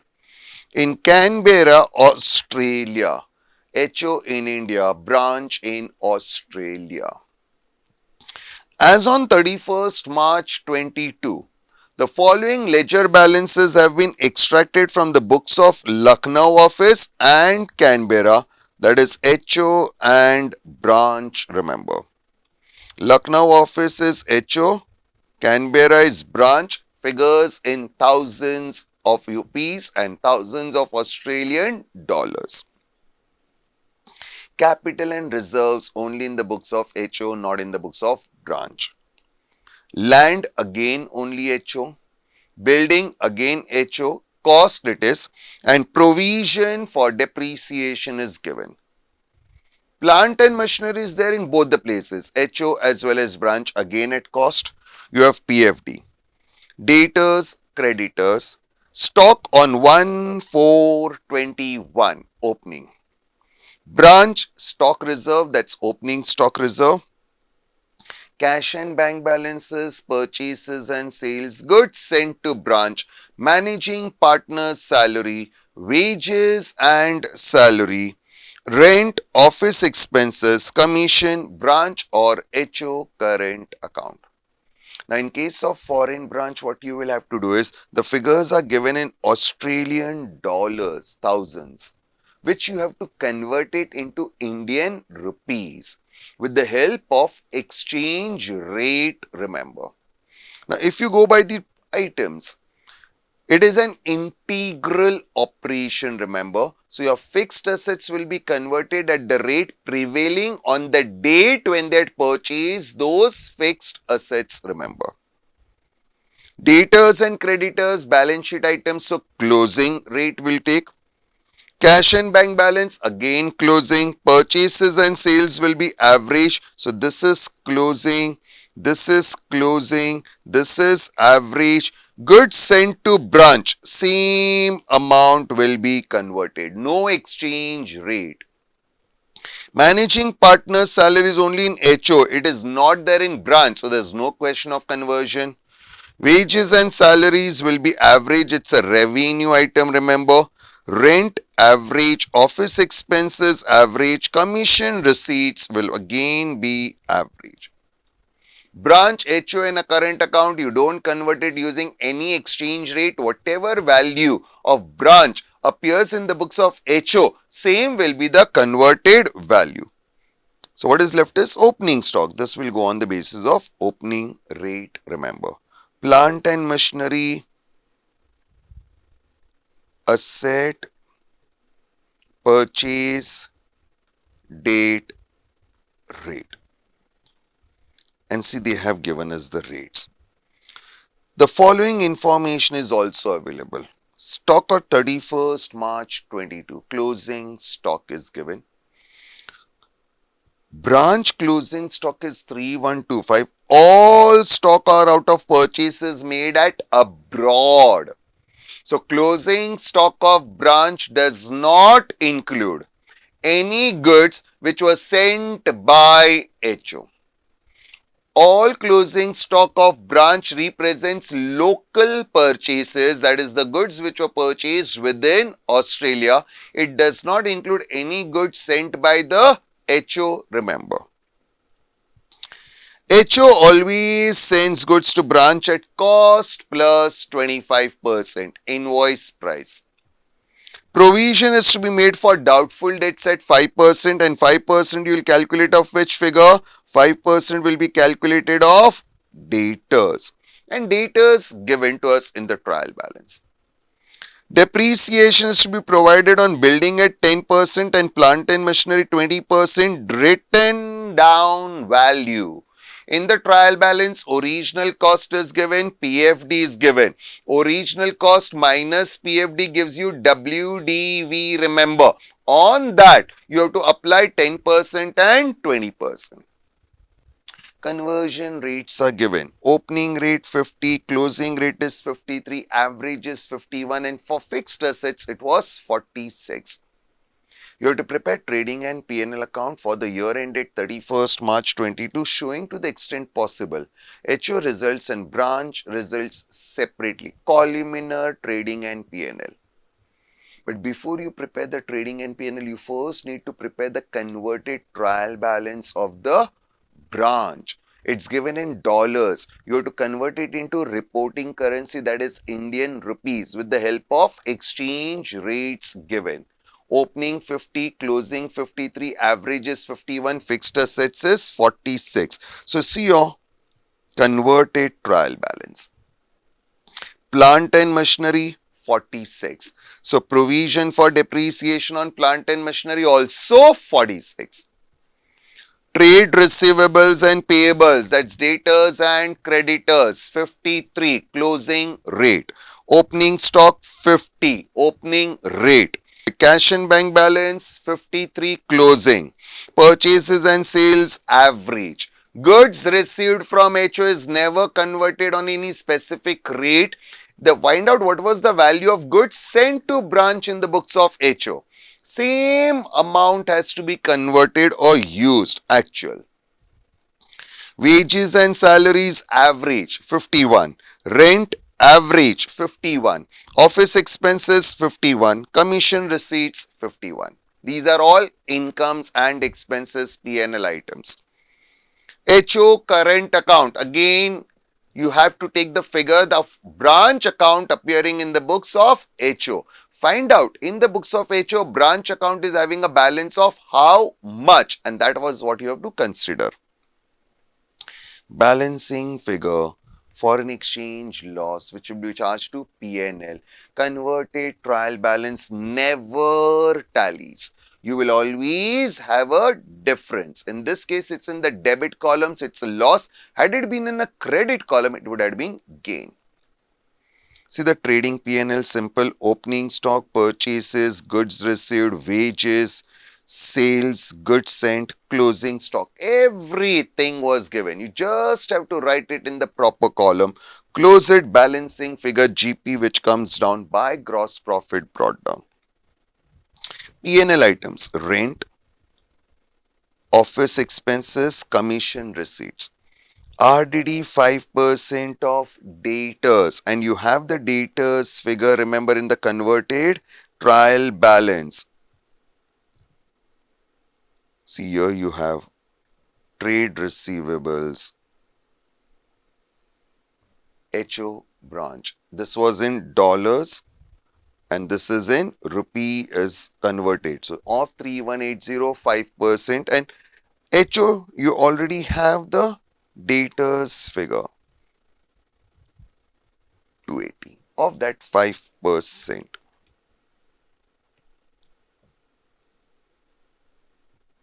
14 and 159. Depreciation 10%, 20% WDV method. So you'll get your profit for the year, remember, over here. Opening stock reserve, it's given in the trial balance, remember, managing partner salary, exchange loss. This is as good as your general P&L. Combined. Managing partner salary, yes, it is paid by HO, but logically think is responsible for the branch operations also. And therefore that expense is not divided between the two of them. It is charged to your general P&L. This is the final profit of the organization, HO plus branch put together. Depreciation calculations are shown. Building original cost 1000, PFD was 200, so opening WDV 800, 10% of 800 is 80. Plant and machinery cost is 2500, depreciation 600, so this is my WDV. This also 800 was my WDV. 20% 380. 80 plus 380 gives me 460. HO. Branch, there is only machinery. There is no building. So accordingly, same way you have calculated the depreciation. So that was your branch accounts. And now the last. Accounts from incomplete records. This is your single entry chapter. This is your single entry chapter. Incomplete records. Proper books of accounts are not maintained, you can say. But with the help of information given by the owner of the business, you have to find out what was his profit or loss for the year and what are his assets and liabilities at the end of the year. In simple words, you have to prepare his normal final accounts. Trading P&L, balance sheet of a sole proprietor, horizontal format. But to prepare this, you may have to prepare certain working notes. Opening balance sheet, if it is not ready-made given to you, a debtor's account, a creditor's account, a cash or bank account. When you prepare a cash or bank account, you should be careful. Have they given us a combined cash or bank balance? If yes, only one amount column.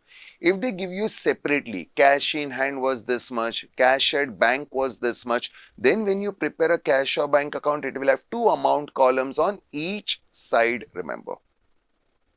If there are bills transactions, bills receivable transactions, bills payable transaction, then you have to prepare those accounts also. But all of them are a part of your working note. So let's read the single entry question. Aman, a ready-made garment trader, sole proprietor, keeps his books of accounts under single entry system. On the closing date, that is on 31st March 21, his statement of affairs stood as follows, remember.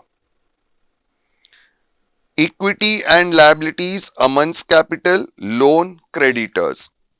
Building, furniture, motor car, stock, debtors, cash in hand, cash at bank. They have given you separately. So when you prepare a cash or bank account, it will have two columns, remember.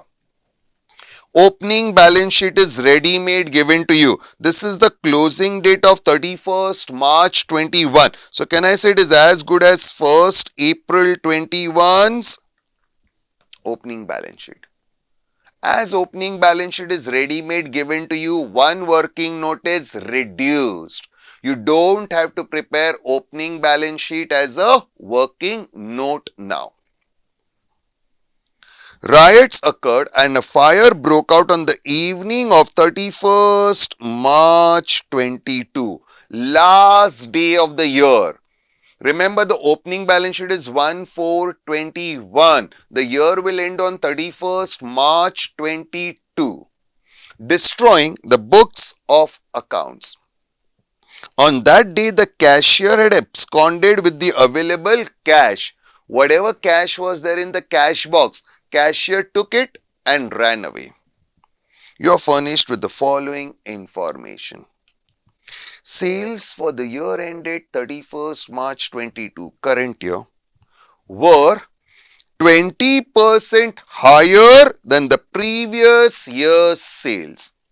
So if you come to know somehow the sales of last year, previous year, current year sales, you can easily calculate because it is 20% more, remember. 20% sales were for cash. So out of the total sales, 20% is cash. So credit has to be the balance, 80%. He always sells his goods at cost plus 25%. Profit is given as 25%. 25% in fractions, I express it as 1 by 4 on cost. 1/4 on cost is 1/5 on sales, remember. Sales for the year ended, done. Collection from debtors, there were no cash purchases, by the way. Collection from debtors amounted to 14 lakhs, out of which 350 was received in cash. So can I say the balance will be received by checks, bank column, cash column separately. Business expenses amounted to 2 lakhs, of which 50,000 were outstanding on 31st March 22 and 60,000 is paid by check. So total expenses 2 lakhs. 50,000 is outstanding. So paid is 150. Out of 150 paid, 60 was paid by checks. So the balance 90 must have been paid by cash, remember. GP as per last year's audited account was 3 lakhs.